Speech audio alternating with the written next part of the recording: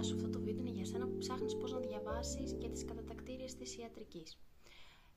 Το υποσχέθηκα και στο προηγούμενο βίντεο που έκανα να σας πω κάποια tips έξτρα. Όλα όσα είπα στο προηγούμενο εφαρμόζονται, αλλά θα σας τα πω τώρα και πιο συγκεκριμένα. Όλα αυτά μπορείτε επίσης να τα χρησιμοποιήσετε και μέσα στη σχολή όταν θα μπείτε. Βοηθάνε πάρα πολύ. Εμένα δηλαδή το διάβασμα που έκανα στις κατατακτήριες με όλα αυτά που θα σας πω, με βοήθησε πολύ τώρα να διαβάζω πιο σωστά για το πανεπιστήμιο. Οπότε ας ξεκινήσουμε με το πρώτο tip, ας πούμε, που θα σας πω. Είναι να διαβάζετε συγκεκριμένες ώρες της ημέρας, να τις ορίσετε από πριν. Θα πείτε, εμένα με βολεύει να διαβάζω τις τάδε ώρες της ημέρας. Εγώ για παράδειγμα έλεγα ότι θα διαβάζω από τις 8 το πρωί μέχρι τις 3 ή 2 το μεσημέρι. Ενδιάμεσα εννοείται πως έκανα διαλύματα, όμως πάντοτε προσπαθούσα να κάνω stick σε αυτό το πρόγραμμα, δηλαδή να μην περνάνε οι μέρες και να μην έχω κάτσει να διαβάσω το πρωί. Εγώ είμαι και πρωινός τύπος, οπότε αυτό με βοηθούσε. Αν όμως εσύ είσαι βραδινός τύπος, μπορείς να το κάνεις αντίστοιχα για το βράδυ. Το δεύτερο tip, επομένως, είναι να διαβάζεις με τη μέθοδο Pomodoro.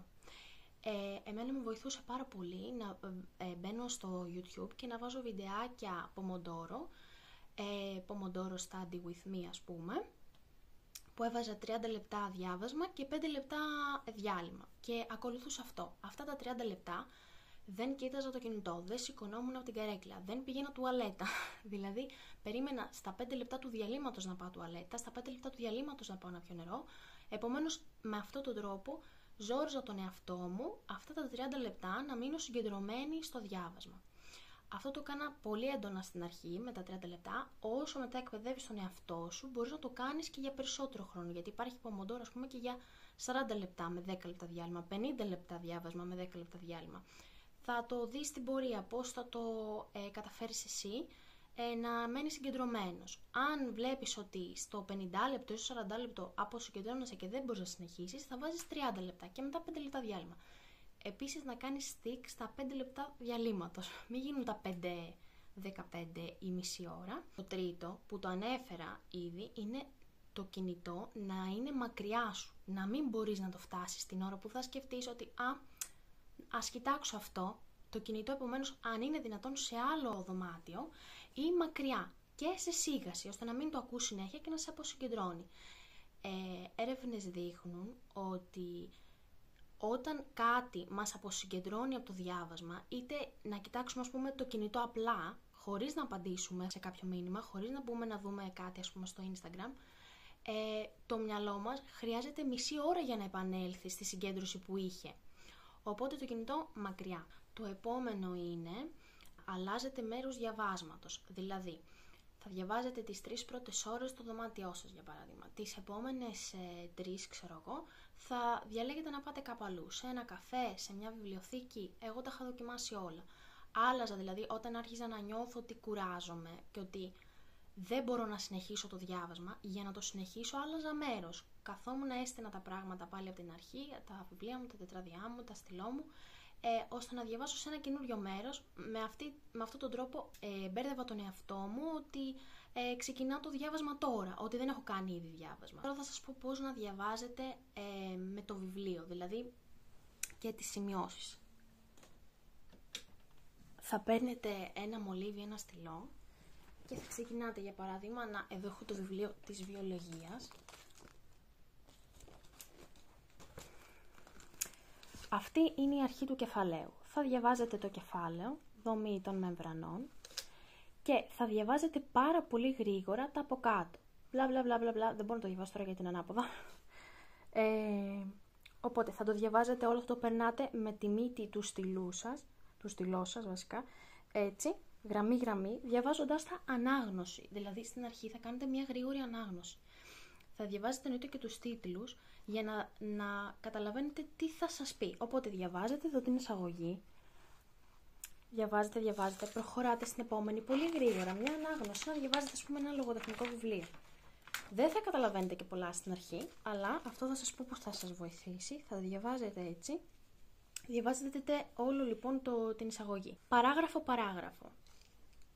Όταν λοιπόν θα τελειώνετε τη μια παράγραφο, θα ξαναγυρνάτε στην ίδια παράγραφο, θα ξανακάνετε πάλι μια γρήγορη ανάγνωση, δηλαδή εξ αρχής την κάνετε ανάγνωση και θα υπογραμμίζετε μόνο λέξεις κλειδιά. Μηχανικές ιδιότητες μεμβρανών, ας πούμε. Όταν ένα κύτταρο αυξάνει. Μόνο λέξεις κλειδιά. Το βασικό δηλαδή νόημα της παραγράφου. Εδώ στην εισαγωγή δεν σας έδειξα γιατί στις εισαγωγές συνήθως δεν έχει πολύ σημαντικές πληροφορίες. Ωστόσο δεν είναι στάνταρ αυτό. Θα το καταλάβετε κι εσείς. Αυτό είναι και το πιο σημαντικό. Αυτό μας το είχε πει ο καθηγητής μου και με είχε βοηθήσει πάρα πολύ γιατί χανόμουν. Εγώ απλά έκανα ανάγνωση και με την πρώτη προσπαθούσα να το καταλάβω και να το θυμάμαι. Αυτό δεν υπάρχει περίπτωση να συμβεί. Οπότε, από ό,τι βλέπετε εδώ, μέχρι εδώ, δεν έχω υπογραμμίσει τίποτα σπουδαίο. Από εδώ και κάτω ξεκινώ να υπογραμμίζω και να σημειώνω.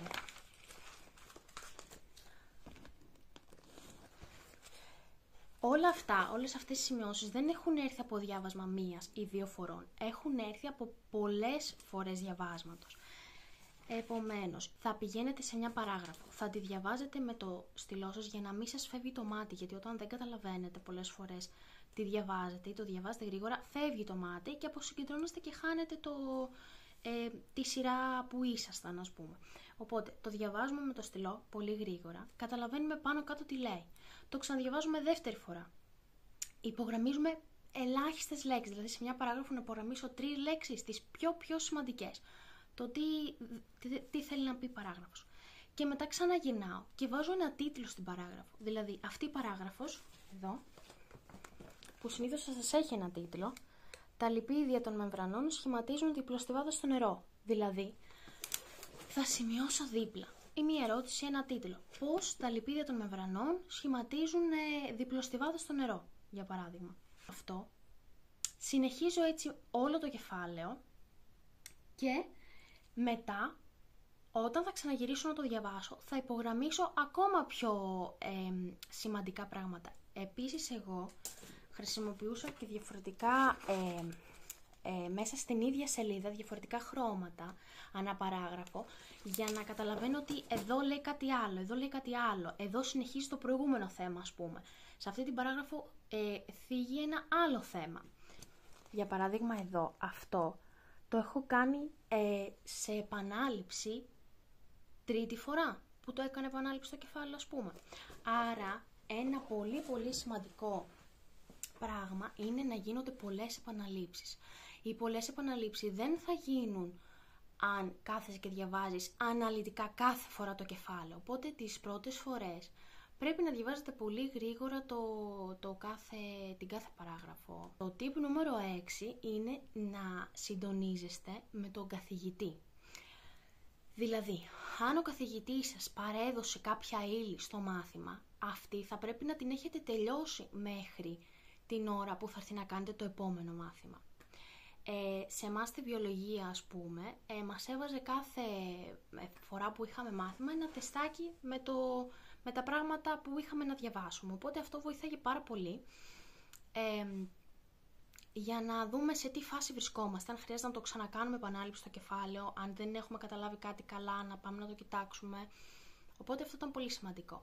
Το ίδιο και στη βιοχημία και στη φυσική μας έκανε ερωτήσεις πολλές μέσα στην αίθουσα που κάναμε μάθημα και από εκεί θα προσπαθείτε κάθε φορά μάλλον που ρωτάει, μπορεί να μην το απαντάτε εσείς, αλλά θα πρέπει να το απαντάτε στο μυαλό σας πριν το απαντήσει ο άλλος.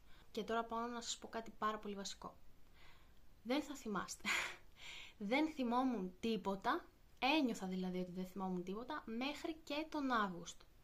Το Σεπτέμβρη καθόμουν και διάβαζα και άρχιζα να καταλαβαίνω πράγματα περισσότερο, να τα συνδέω, να λέω «Α, αυτό έτσι», οπότε έφτιαχνα εικόνες στο κεφάλι μου.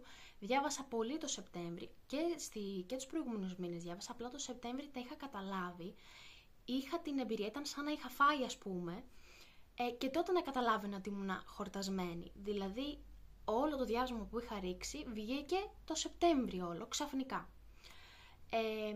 Οπότε συνεχίστε να διαβάζετε και ας μην καταλαβαίνετε, συνεχίστε να διαβάζετε με συνέπεια. Κάθε μέρα κάνετε επανάληψη, θα υπογραμμίζετε τα πολύ σημαντικά.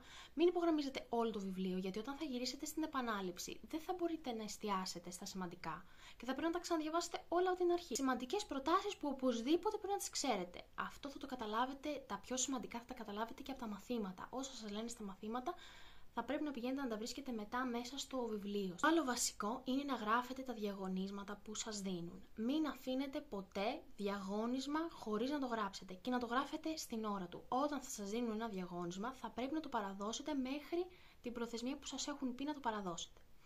Να διαβάζετε τα παλιά θέματα. Οπωσδήποτε τα παλιά θέματα που πέφτουν θα πρέπει να τα ξέρετε ανακατοτά. Κι ας μην πέσουν. Έχουν 2 χρονιές τώρα στην Πάτρα που έχουν βάλει τα ίδια θέματα. 3 φορές, ας πούμε, στη φυσική ακριβώς τα ίδια θέματα. Οπότε πρέπει να διαβάζετε τα παλιά θέματα, να τα γνωρίζετε, αλλά να δίνετε σημασία και σε πολύ σως θέματα. Τώρα πάμε στο επόμενο tip, το οποίο είναι λίγο διφορούμενο. Αν θα πρέπει να τα διαβάζετε όλα ή αν θα πρέπει να κάνετε επιλογή σε κάποια πράγματα. Η αλήθεια είναι ότι εγώ προσπαθούσα στην αρχή να τα διαβάσω όλα. Εν τέλει δεν μου βγαίνει να τα διαβάζω όλα, γιατί κάποια πράγματα είναι πολύ δύσκολα. Για παράδειγμα, αυτό στη βιοχημία με τον καταράκτη για τη δημιουργία του θρόμβου. Ήθελα να ρισκάρω βασικά, αν θα το διαβάσω ή όχι. Εν τέλει το διάβασα, χάλασα 1 μέρα ίσως για να το διαβάσω. Δεν έπεσε ποτέ. Υπήρχαν και κάποια άλλα, για παράδειγμα στη φυσική, με την ηλεκτροφυσιολογία, αν θυμάμαι καλά. Τέλος πάντων, τώρα τα έχω μπερδέψει κιόλας με τα μαθήματα της σχολής. Τα οποία δεν τα είχα κατακτήσει και πολύ καλά και έκανα το σταυρό μου και έλεγα μην πέσουν αυτά γιατί δεν τα γνωρίζω τόσο καλά. Ήξερα την ουσία, αλλά δεν ήξερα τις λεπτομέρειες για να τα αναπτύξω. Ευτυχώς πέσανε όλα όσα ήξερα και πήγαν όλα καλά. Λοιπόν, επομένως, θα σας έλεγα να πάρετε ρίσκο, αλλά να το πάρετε αποφασισμένοι, ότι τέλος, εγώ αυτό θα το διαβάσω τέλεια, το άλλο θα το διαβάσω έτσι και έτσι. Μην τα διαβάσετε όλα μέτρια. Επιλέξτε κάποια πράγματα να διαβάσετε τέλεια και αν δεν προλαβαίνετε να τα διαβάσετε όλα τέλεια, τουλάχιστον αφήστε κάποια όχι τόσο καλά διαβασμένα. Πάντα να διαβάζετε λίγο έξτρα από αυτό που νιώθετε ότι μπορείτε, να ζορίζεστε, το έχω πει και στο προηγούμενο βίντεο αυτό. Λες δεν μπορώ άλλο να διαβάσω τώρα, ας διαβάσω μισή ώριτσα ακόμα. Και όταν θα λες τον εαυτό σου, ας διαβάσω μόνο μισή ώρα ακόμα, μπορεί και να πάει και λίγο παραπάνω. Αλλά και μισή ώρα παραπάνω να διαβάσει από αυτό που αντέχεις, είσαι πολύ καλά με τον εαυτό σου. Και είναι και πολύ σημαντικό να έχεις καλή ψυχολογία σε όλη αυτή τη διαδικασία, την οποία δεν θα την έχεις μέχρι να φτάσεις στο τέλος και να ξέρεις ότι έχεις κάνει ό,τι καλύτερο μπορούσες. Θα βρίσκετε λίγο χρόνο μέσα στην ημέρα για να χαλαρώνετε. Εγώ, για παράδειγμα, όπως σας είπα, διάβαζα όλο το πρωί. Κάποιες φορές έκανα ένα διάλειμμα το μεσημέρι. Μπορεί να κοιμόμουν, ειδικά προς το τέλος κοιμόμουν λίγο το μεσημέρι, αλλά λίγο, μισή ώρα. Έφτιαχνα έναν καφέ και συνέχιζα λίγο διάβασμα, κάνα 2 ώρες ακόμα, κάνα 1 ώρα, όσο άντεχα. Πάντως συνέχιζα λίγο και μετά όριζα 1 ώρα και έλεγα 8 η ώρα θα βγω για ένα περπάτημα. 9 η ώρα θα πάω εκεί. Θα πάω για χορό, ας πούμε, γιατί έκανα χορό τότε. Και θα γυρίσω να κοιμηθώ σχετικά νωρίς, διότι σηκωνόμουν πρωί. Ερχόμαστε στο επόμενο tip, λοιπόν, που θα πρέπει να κάνετε πολύ καλόν ύπνο. Είναι πάρα πολύ σημαντικός ο ύπνος στη μάθηση. Ακόμα και αυτό το μισάωράκι, 10 λεπτό, 20 λεπτό που μπορεί να κοιμηθείτε το μεσημέρι είναι πάρα πολύ βοηθητικό για τη μνήμη σας. Ένα έξτρα tip εδώ είναι ότι έπαιρνα βιταμίνες για τη γνωσιακή λειτουργία. Πώς λέγονταν οι βιταμίνες μου, να σας πω, για να τις πάρετε αν θέλετε. Πολύ καλές βιταμίνες. Βέβαια, πολλά από αυτά τα φάρμακα είναι και λίγο πλασίμπο, αλλά μπορεί και να βοηθάνε. Εμένα θεωρώ ότι με είχαν βοηθήσει. Λέγονται Neurosan, μια μόβη συσκευασία αν θέλετε. Το τελευταίο που θα ήθελα να σας πω, μάλλον 2 τελευταία πράγματα, είναι ότι στα διαγωνίσματα πολλές φορές δεν ήξερα πώς να τα γράψω, ειδικά στην αρχή. Δεν σας το λέω ότι να το κάνετε, γιατί μπορεί και να μην σας βοηθήσει. Εμένα όμως με βοήθησε όταν κάποια ερώτηση δεν την ήξερα να την απαντήσω ή ήξερα και δεν ήξερα πώς να τη γράψω, γιατί θα σας συμβεί αυτό. κοίταζα στο βιβλίο την απάντηση, έψαχνα να τη βρω μέσα στο βιβλίο και μετά διάβαζα, ας πούμε, την παράγραφο που ήταν η απάντηση και μετά έκλεινα το βιβλίο και προσπαθούσα να τη γράψω. Βοηθήθηκα στο πώς να γράφω και πώς να εκφράζομαι. Επίσης να κάνετε active recall. Μια μέθοδος πάλι διαβάσματος που έχει δειχτεί από έρευνες ότι είναι πολύ βοηθητική. Δημιουργείτε στον εγκέφαλό σας μια ερώτηση, δηλαδή θα λέτε πώς λειτουργεί ο τάδε μηχανισμός και θα προσπαθείτε να απαντήσετε χωρίς να το βλέπετε στο βιβλίο. Να δείτε τι θυμάστε. Και από εκεί θα καταλάβετε ότι πρέπει να ξέρετε πρώτα το βασικό και μετά να πηγαίνετε στις λεπτομέρειες. Μπορεί λοιπόν να μην ξέρετε τι θέλετε να πείτε πολλές φορές, αλλά δοκιμάστε να το πείτε. Και ας είναι λάθος, δοκιμάστε να το γράψετε, δοκιμάστε πάλι να απαντάτε όταν σας ρωτάνε οι καθηγητές και ας είναι λάθος, μην τρέπεστε, γιατί πραγματικά δεν υπάρχει κανένας λόγος να προσπαθείτε και να δίνετε το 100%, να μην σας εμποδίζουν πράγματα άλλα που δεν χρειάζεται να ασχολείστε, να έχετε στόχο.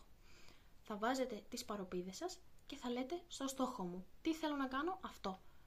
Επομένως, κλείνοντας αυτό το βίντεο, να σας πω ότι δεν έχει σημασία αν θα έχετε όρεξη να διαβάσετε, σημασία έχει να κάθεστε να διαβάσετε. Δεν έρχεται η πρόοδος από τη διάθεση και από το πόσο καλά νιώθω για να κάτσω να προσπαθήσω, έρχεται από την προσπάθεια.